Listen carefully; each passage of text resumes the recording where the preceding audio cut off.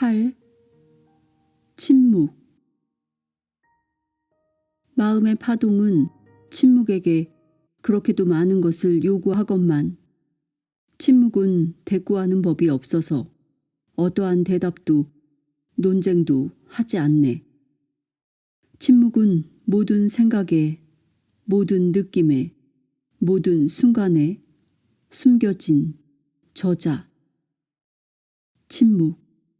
그녀는 오직 하나의 단어만을 말하니 그 단어는 그녀의 존재 자체라네. 누구도 그녀에게 이름 붙일 수 없고 그녀를 만질 수 없고 붙잡을 수 없네. 어떠한 깨달음도 그녀를 온전히 껴안을 수 없네. 마음은 침묵을 향해 자신을 던지며 안으로 들어오라고 요구하지만 마음이 없는 자만이 그녀의 찬란한 어둠 속으로 들어갈 수 있는 것을. 그녀의 순결한 무의 미소. 마음은 신성한 질문에 자신을 서슴없이 내던지지만 침묵은 요지부동 움직이지 않네. 오직 무가 될 것만을 요청하네. 무. 없음. 하지만 당신은 그것을 그녀에게 주려 하지 않으니 그것은 당신의 주머니 속에 있는 마지막 동전이기 때문. 당신은 당신의 신성한 빈손을 내밀기보다는 이것저것 요구사항들을 그녀에게 내미네. 만물은 신비를 축하하며 약동하지만 아무것도 지니지 않은 자만이 신성한 그 근원으로 침묵의 실체 안으로 들어가네. 아무것도 지니지 않는 자만이 자신의 신성을 만지고 자신의 신성을 깨닫고 있는 그대로의 자신을 알아차리네. 생각에게는 한 조각의 도움도 받지 않은 채 침묵은 나의 비밀이니 감추어지지 않은 비밀. 아디아 샨티. 진정한 침묵은 우리의 의식 상태와 면밀하게 연결되어 있습니다. 내 생각에는 우리 모두가 살아있는 침묵이 아닌 죽은 침묵과, 즉 내가 날조된 침묵이라고 부르는 것에 익숙해져 있는 것 같습니다.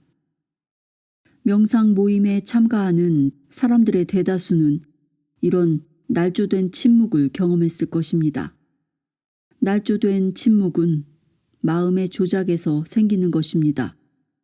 통제되고 조작되기 때문에 그것은 거짓된 침묵입니다. 진정한 침묵은 당신 자신이나 당신의 경험에 대한 통제나 조작과는 아무 상관이 없습니다. 그러니 마음을 컨트롤할 생각일랑 잊어버려야 합니다. 나는 여기에서 영적인 깨달음과 자유함에 관해서 말하고자 합니다. 우리는 거칠고 조잡한 의식에 에워싸여 있습니다. TV를 켜면 대부분 만나게 되는 것이 이런 조잡한 의식입니다. 영화도 대다수가 조잡한 의식에서 나온 것입니다. 조잡한 의식이라고 하는 것은 잠 속에서 꿈을 꾸는 상태라는 뜻입니다. 이런 조잡한 의식 상태에서 볼 때 침묵은 일종의 목적으로 여겨집니다. 당신은 고요함을 있는 그대로 보지 않고 당신이 경험하는 어떤 상태라고 생각합니다. 하지만 그것은 진정한 침묵이 아닙니다. 진정한 침묵은 당신의 진정한 본성입니다. 나는 고요하다 하고 말하는 것은 사실 매우 우스꽝스러운 일입니다. 잘 살펴보면 당신이 고요한 것이 아니라 당신이 곧 침묵이라고 해야 맞습니다. 나는 고요하다. I am silent와 나는 침묵이다. I am silence 사이에는 별다른 차이가 없는 것처럼 여겨지지만 사실은 큰 차이가 있습니다. 속박과 자유, 천국과 지옥만큼이나 차이가 있습니다. 침묵을 소음이 없는 상태로 생각하지 마십시오. 정신적인 소음, 감정적인 소음이나 주변에 여러 소음이 없는 상태를 침묵이라고 생각하지 마십시오. 침묵을 목적으로서 당신이 아닌 어떤 것으로 보는 한 감정적인 어떤 경험처럼 당신에게 찾아올 수 있는 것으로 보는 한 당신은 당신 자신의 투사된 개념을 쫓고 있는 것입니다. 침묵을 구하는 것은 고요한 장소를 찾으면서 호수에서 모터보트 경주를 하는 것과도 같습니다. 거기에서는 부릉부릉하는 소음과 함께 고요한 장소를 결코 찾지 못할 것이라는 걱정과 불안만 증대될 뿐입니다. 아무리 호수를 돌면서 쫓아다녀도 침묵의 고요한 공간은 찾을 길이 없습니다.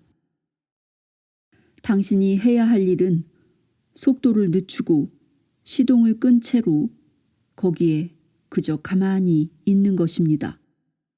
그러면 그 즉시 매우 고요한 정적 속에 있게 됩니다. 당신이 수용적이고 무엇이든 허용하는 마음이 될 때 당신은 당신의 자연 상태로 돌아가기 시작합니다. 당신의 자연 상태는 매우 고요합니다. 수용적인 자세란 속도를 늦추는 것과 같습니다. 그것은 고요한 자연 상태로 당신을 데려다 줍니다. 여러 해 전 내가 이런 놀라운 발견을 하게 된 것은 내가 지적으로 추구했기 때문이 아니라 완전한 실패자였기 때문입니다. 선을 배우는 사람들은 숨을 의식하면서 명상을 하곤 합니다. 호흡을 의식하면 집중이 잘 되는 것 같지만 들어오고 나가는 호흡을 의식하다 보면 마음은 어느 결엔가 자기 인생의 드라마를 쫓고 있곤 합니다. 이것은 훈련받기를 거부하는 개를 길들이려는 것과 흡사합니다. 어떤 사람들은 그런 수행을 매우 잘합니다. 그들은 초점을 유지하고 거기에 머물면서 고요해집니다. 하지만 나는 내 마음을 그렇게 유지할 능력이 없었습니다. 아무리 거듭해도 늘 완전한 실패로 끝나자 스승님이 말씀하셨습니다. 너는 너만의 방법을 찾아야 할 것 같구나. 초점을 맞추는 대신 나는 완전히 열려있는 상태가 되도록 하는 나만의 방법을 찾았습니다. 이것은 초점을 맞춘다기보다는 귀를 열어놓는 일에 가까웠습니다. 그렇게 귀를 열어놓고 있음으로써 나는 매우 자연적인 상태가 된다는 것을 알았습니다. 의식적으로 애쓰게 되면 오히려 원래에 목적했던 바와는 다른 상태가 창조됩니다. 나는 그것을 알아차리기 시작했습니다. 애를 쓰면 그 즉시 무에서부터 하나의 마음 상태가 만들어지곤 했습니다. 나는 아름다운 상태, 끔찍한 상태, 집중 상태 등 온갖 마음 상태를 만들어낼 수 있었습니다. 하지만 온전히 자연적이고 아무런 애씀도 없는 마음 상태는 한 가지 상태가 있을 뿐이었습니다. 그 상태에서 나는 나의 진정한 자아에 접속할 수가 있었습니다. 그 상태에서는 모든 것이 자유 자체였습니다.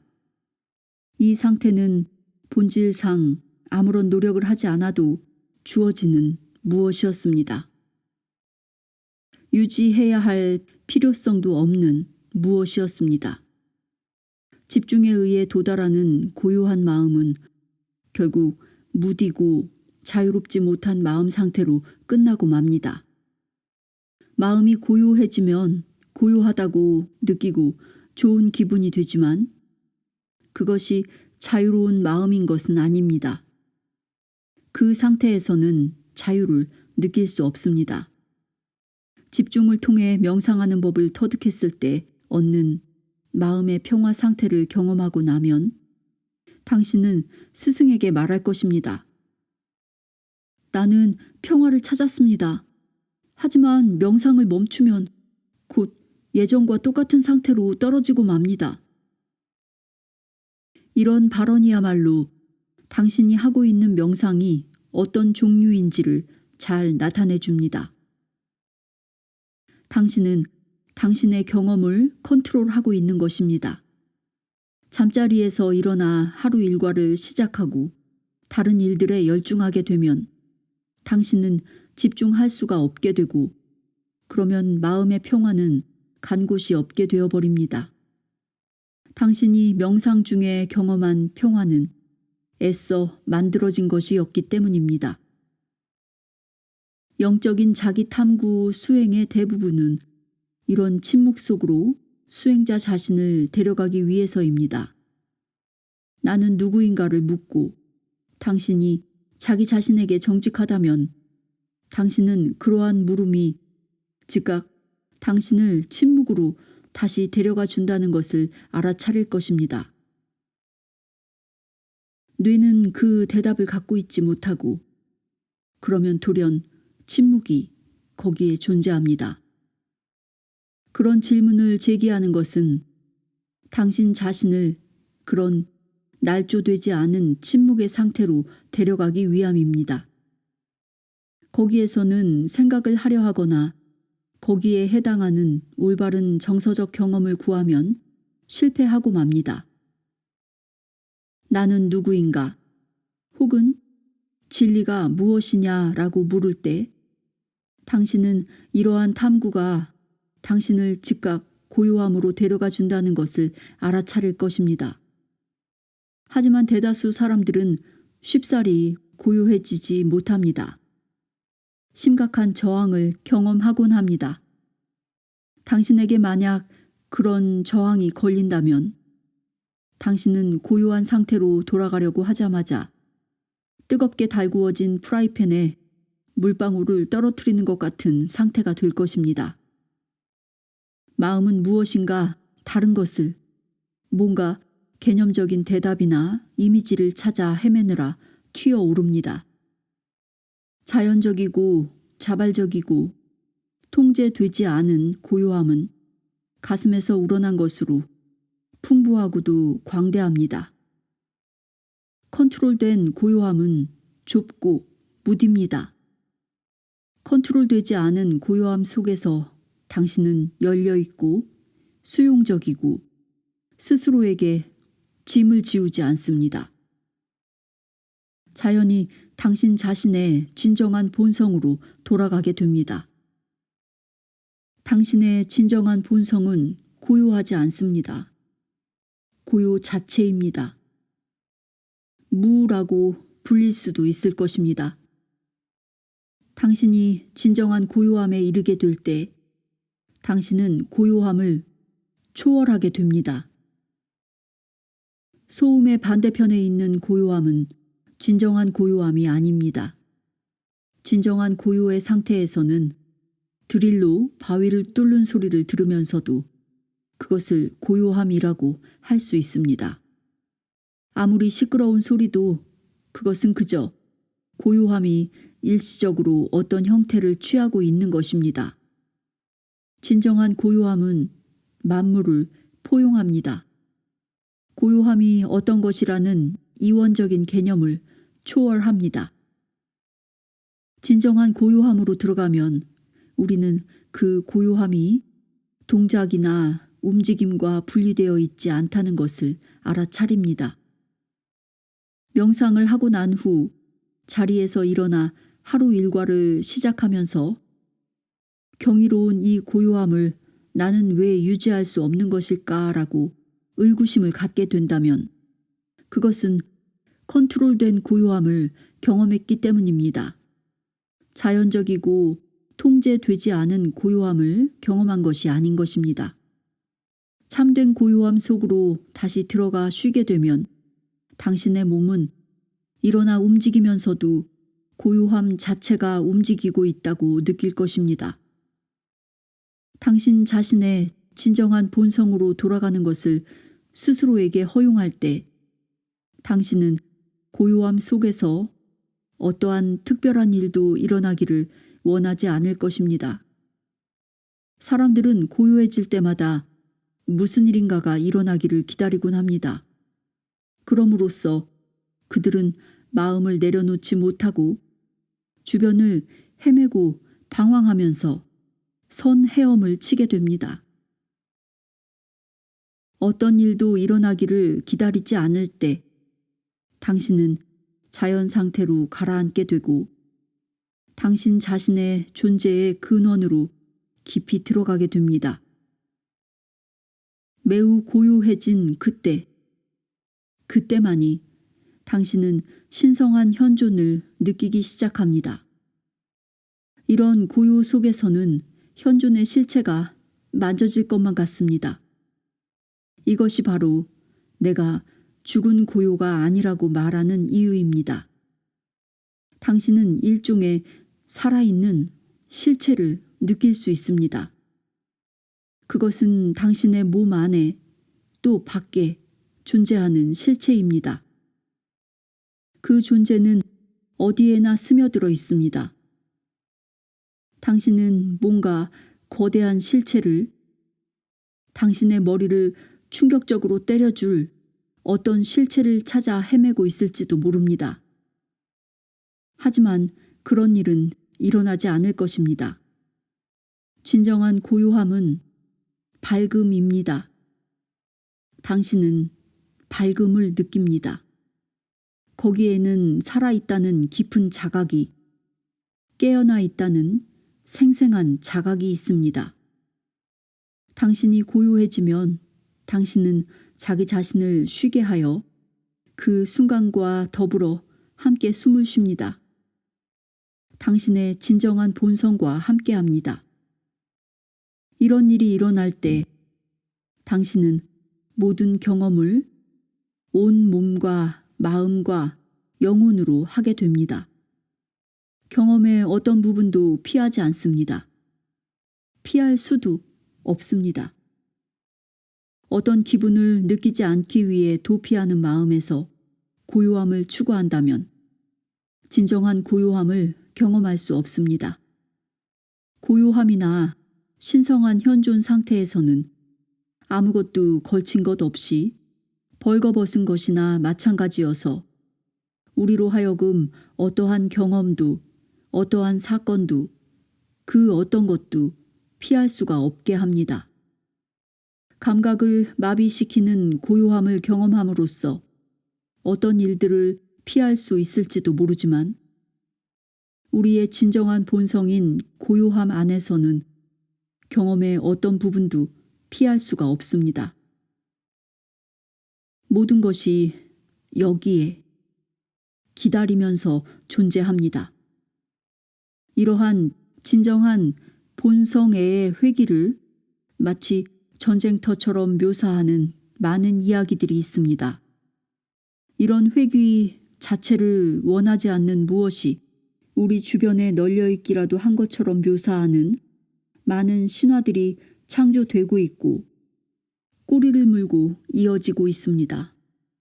고요해지기를 진정으로 원하지 않는 것을 에고라고 부르든 나라고 부르든 마음이라고 부르든 영적인 추구를 하는 사람들은 깨어나기를 원하지 않는 무엇인가가 자기들 주변에 있어서 필연적으로 어떤 갈등과 투쟁을 겪어야만 하는 것처럼 여기고 이런 신화들에 솔깃해하는 경향이 있습니다.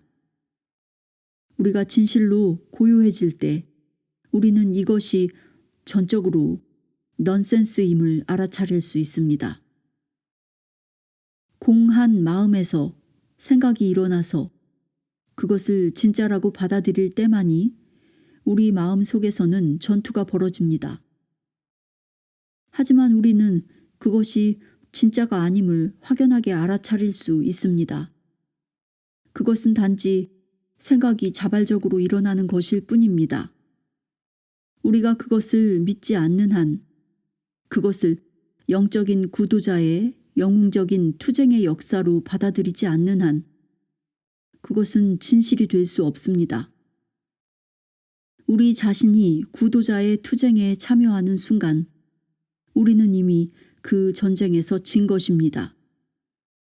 침묵의 견지에서 볼 때 마음이 움직이는 모든 길은 전혀 실제하지 않는 생각의 움직임에 지나지 않습니다. 우리가 그것을 믿을 때만이 현실이 됩니다. 생각은 의식을 통하여 움직일 뿐입니다. 그것들은 아무 힘이 없습니다.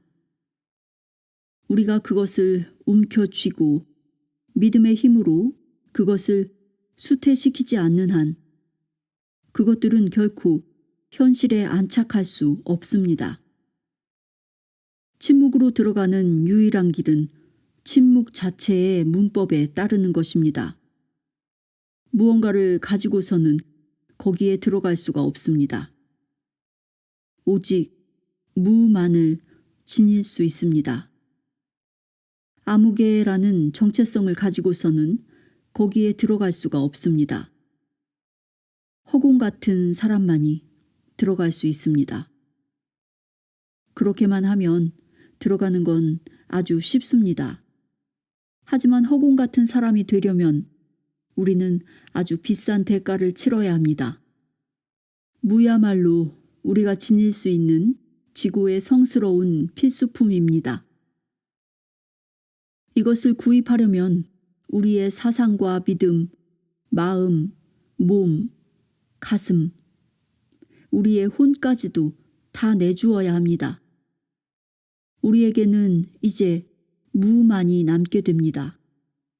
우리가 지닐 수 있는 지고의 성스러운 필수품이기 때문에 우리는 우리 자신의 무에 의지하여 매달립니다. 마음 깊은 곳에서 우리는 이것을 압니다.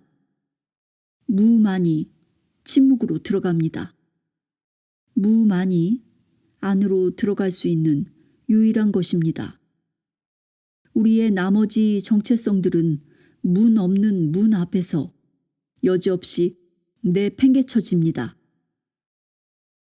당신이 만약 침묵으로부터 무언가를 원한다면 바로 그 순간 당신은 침묵의 바깥으로 이미 밀려나 있을 것입니다. 침묵은 자신에게만 자신을 드러냅니다. 우리가 무로서 들어가서 무로 머물 때만이 침묵은 자신의 비밀을 열어 보일 것입니다. 침묵의 비밀은 침묵 자체입니다. 모든 책, 모든 가르침, 모든 스승, 모든 말씀은 당신을 그 문 앞으로 데려갈 수 있을 뿐입니다. 아마도 당신을 들어가라고 부추기기도 할 것입니다. 거기에서 당신은 침묵의 현존을 강력하게 느끼기 시작합니다. 이런 일이 일어날 때 당신 안에서는 정체성에 어떠한 옷도 걸치지 않은 상태로 침묵의 현존 안으로 들어가려는 어떤 의지가 자발적으로 일어납니다. 그것은 신성한 초대입니다. 안으로 들어선 당신은 침묵이야말로 궁극적이고 최종적인 스승이며 궁극적이고 최종적인 가르침임을 알아차리게 됩니다. 침묵은 당신에게 아무런 말도 하려 하지 않는 유일한 스승입니다. 침묵은 우리의 인간성을 내내 무릎 꿇게 하는 유일한 스승이자 가르침입니다. 물론 다른 스승이나 가르침으로도 우리는 자리를 털고 일어날 수 있습니다. 아디아라는 사람이 뭐라고 떠드는 소리를 들은 적이 있어. 멋지더군. 우리는 그렇게 이런저런 척도를 들이대면서 우리 자신을 높이 들어 올리곤 합니다. 그리하여 우리의 가장 성스럽고 아름다운 겸허함을 등지고 마는 것입니다. 침묵은 가장 훌륭한 궁극의 스승입니다. 침묵 속에서는 우리 인간의 가슴이 진실로 원하는 바를 기꺼이 행하도록 격려를 받기 때문입니다. 그것은 겸허히 무릎을 꿇고 진리에 헌신하는 일입니다. 침묵은 언제나 내내 거기에 존재하는 유일한 가르침이자 유일한 스승입니다. 당신이 깨어나 있는 매 순간, 살아있는 매 순간, 숨을 쉬는 매 순간, 침묵은 늘 바로 거기에 그렇게 있습니다.